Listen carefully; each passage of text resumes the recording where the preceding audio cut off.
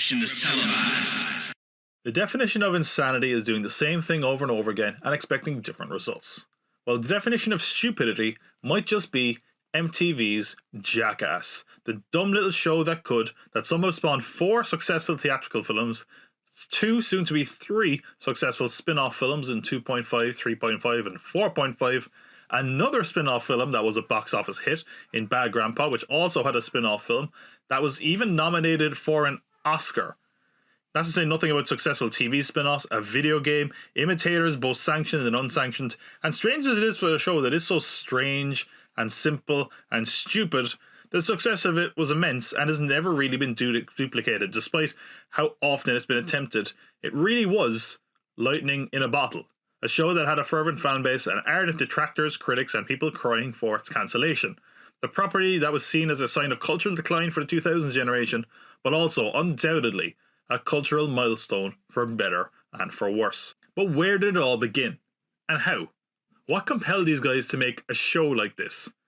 And how did it all come together? And why has the show endured and never been replicated with any great success? This is The Revolution Has Been Televised, the story of Jackass.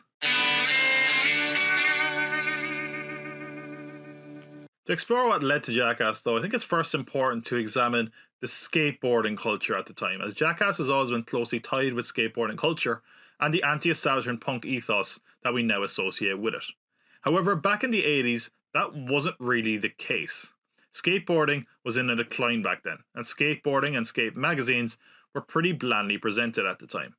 However, the 90s cultural landscape was starting to veer towards being more extreme and in your face than ever before, and skateboarding was expected to follow suit, reflecting the rise of street skateboarding for one, and which had really started to take off coming into the 90s.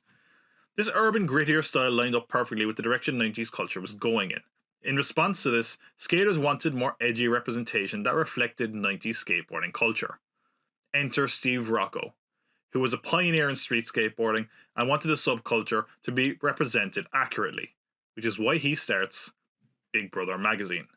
Big Brother magazine was about skateboarding, but it was also full of the extreme nature that many associate with the scene, ranging from things like drug use to buying or even making drugs to things like creating a fake ID and pranks. There was also plenty of nudity and general delinquent behaviour.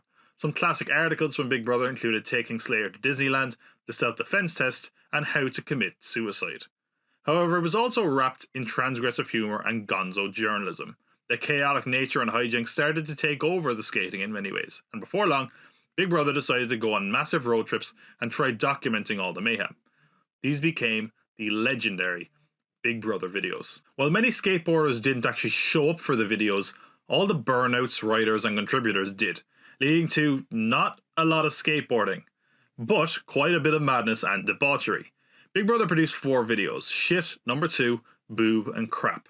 These form very much the basis for Jackass, especially in the early years, with some footage even making its way to the show, such as Johnny Knoxville being hit by a car, or tasing, pepper spraying and shooting himself, although the last part was cut for TV. Even the artwork from the Jackass show came from the Big Brother article. Other stunts were repurposed for later use, such as the Pucano, which was done for Jackass 3D. It's pretty much a skateboarding magazine in name only. Quite frankly, Big Brother was a skateboarding magazine the same way Transformers is a movie about cars. As Jeff Tremaine has said, it really was a dirty humour magazine, and this quickly got them into trouble, as many kids often picked it up on the assumption it was a skateboarding magazine suitable for their age, garnering massive amounts of media scrutiny and anger from parents, something they often leaned into and oftentimes seemed to actually embrace. But it wasn't just that spirit that Jackass inherited from Big Brother though. A lot of the cast and crew came from Big Brother magazine. Jeff Tremaine, Johnny Knoxville, Wee Man, Preston Lacey, Dave England, Chris Pontius all had tenures with Big Brother as writers or contributors. Spike Jones was another person who also was involved with Big Brother. Other crew members like Rick Cossack, Sean Cliver, Dave Carney, Dmitry Alyaskovich and Loomis Fall also took part in Big Brother from time to time. They also came into contact with the likes of Bam Margera, who was just 13, and also met Steve-O through Big Brother. Big Brother also had a sister magazine about snowboarding run by Dave England, which is how he got linked to the Jackass crew. But it is worth mentioning that at this point, Bam Margera was having his success in his own right, making dumb videos. Around the same time as all this is going on the East Coast, Bam and his crew are making the CKY videos, not to be confused with the affiliated band. CKY is a series of stunt and prank videos with occasional skateboarding by Bam and his friends. That included Brandon DiCamillo, Rob himself, Ray Kyan, and most notably, Ryan Dunn. They were pretty successful and made cult celebrities out of the CKY crew, spawning 4 films. It also caught the attention of the Big Brother guys, and according to Knoxville, CKY was a massive influence on bringing the more skit-based humour into Jackass, as that was a more CKY thing than a Big Brother thing. Having seen all the videos and footage from CKY and Big Brother, Jeff Tremaine realised he may have the basis for a TV show on his hands. Around the same time, Big Brother starts to die. It becomes too punk rock for its own good. At a time when skateboarding is in a boom and Jackass was a big deal, the magazine soldiers on, but at a time when this could easily be commercialised to the magazine, it sticks to being lowbrow, and that might endear to the readers, but not so much to the advertisers, and as a result it eventually becomes unprofitable. But that rebellious spirit lives on as Jackass starts to take shape. Jeff approaches Spike Jonze, a childhood friend, about being involved. He asks Bam if he is interested in the idea and if he can use some of the CKY's footage. After putting the pitch footage together, comprised of the Big Brother and CKY footage, there is interest from several sources. Comedy Central and MTV see potential in the series, while Saturday Night Live offered them a recurring segment on the show. They also pitched to HBO as well, but it was a pretty big disaster. Eventually, MTV wins the bidding war and commit to a pilot. But we should say, Jackass was an incredibly rough and amateurish production in the beginning. The cameramen were used to shooting still photography with Big Brother, and sometimes just weren't sure how to use the cameras. There were often instances when they missed a stunt altogether, and also apparently times when the camera actually wasn't even filming. First time we shot it, and I believe a few of the cameramen got confused and missed their shots.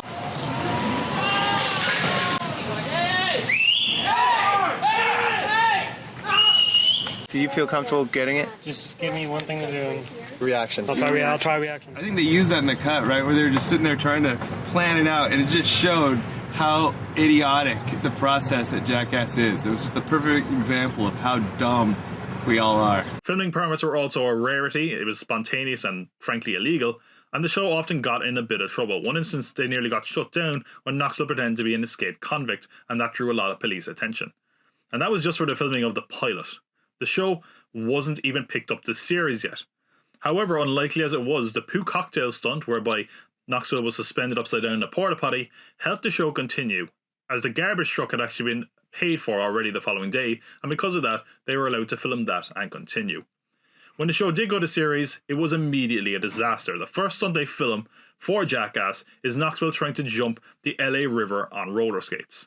On the second attempt, he breaks his ankle, and it doesn't even look particularly good. Because of that, the rest of the first season, your lead is in a boot. But that doesn't deter Knoxville as he continues to do the stunts. And throughout the first season, we get a really thrown together show. There's no real firm cast. It was just people they knew, or people those people knew, which was sort of how the likes of a lot of the CKY people got involved, including the likes of Ryan Dunn and Brandon DiCamillo. It was really by total chance that a consistent cast came together at all. Through Dave England, they go to Oregon, and on a recommendation of another friend, they meet Danger Aaron. Steve-O is a clown at a crappy circus in Florida. They feature him in Big Brother, and go to him for more footage like jumping an elephant poo. For Preston Lacey, he had known Knoxville from auditions when they were trying to make it as actors. And after discussion about Jackass, Preston has some ideas to share and was convinced to come on as a writer, which eventually pivoted to an on-screen role. A lot of Jackass was just improvised craziness. Hey, Steve-O's car broke down on the way to a stunt. Let's have him drink a goldfish and have him throw it back up, because he says he can.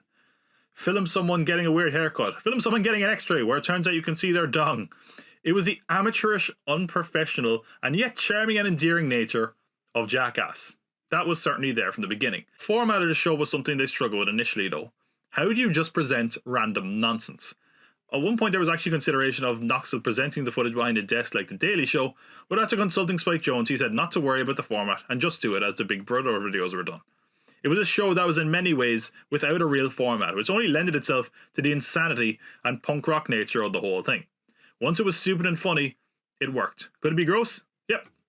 Could it be strangely cute and wholesome? Yep. The balance is often why other shows have failed, for being a bit too dark or mean-spirited. But despite the show's continued legacy and success, Jackass's time on air was incredibly short. In fact, aside from a 2002 special, the show was on the air less than a year. And by the time the show had its second episode, it had become MTV's best rated show ever in their Sunday slot. By the end of the season, MTV's primetime ratings soared 17%, mostly attributed to Jackass. The only show consistently beating Jackass on cable was the World Wrestling Federation, and during the season it aired, MTV hit their biggest numbers in their 20-year history. It also led to an increase of an older demographic who had long since abandoned MTV as it had become more mainstream and less culturally relevant in the 25 to 34 age group, leading to consistent repeats and as a result, a lot of interest.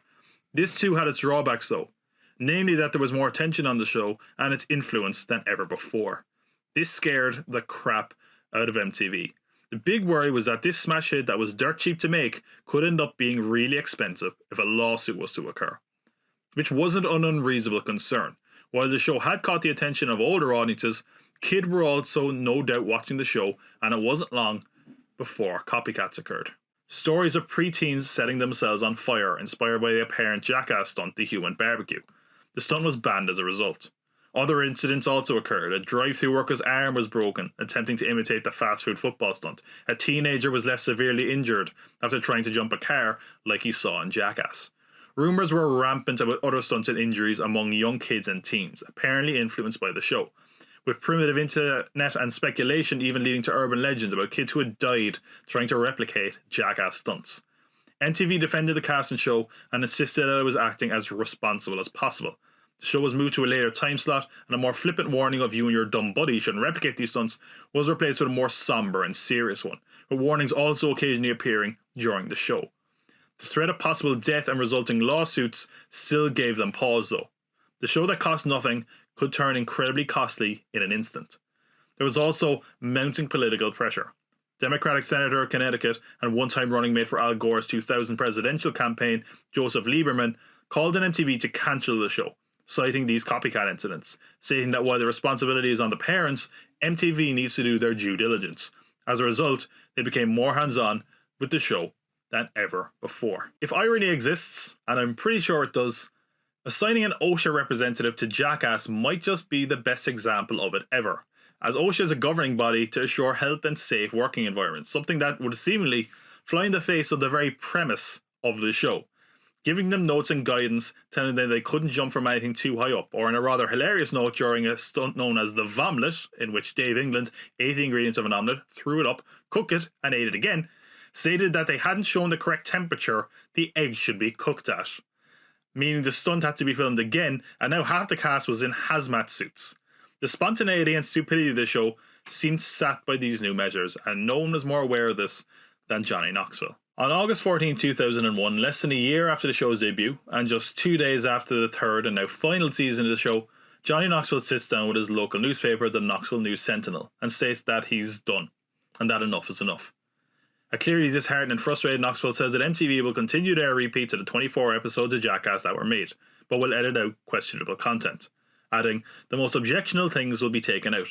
All the funny things will be gone. While the show was a massive hit for MTV, they were also struggling with the pressure of having such a controversial hit on their hands. At the time, several spin-off projects, books and a soundtrack for the show were all cancelled, wanting to not bring any unwanted attention to this hit.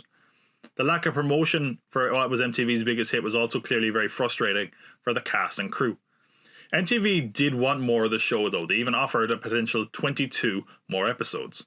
However, Knoxville wanted the show to end on its own terms, saying, with this type of comedy, people become inured to the shock value. And no one was more shocked than MTV, who consider themselves to be still in discussion for more episodes of the show when this happened.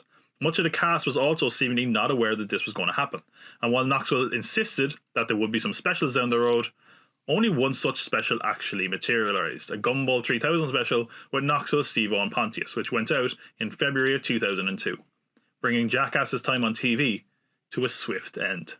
A lot of confusion occurs in the wake of the show ending. According to Johnny Knoxville, there's a lot of discussion between attorneys and agents about the show coming to an end, as technically they were still under contract.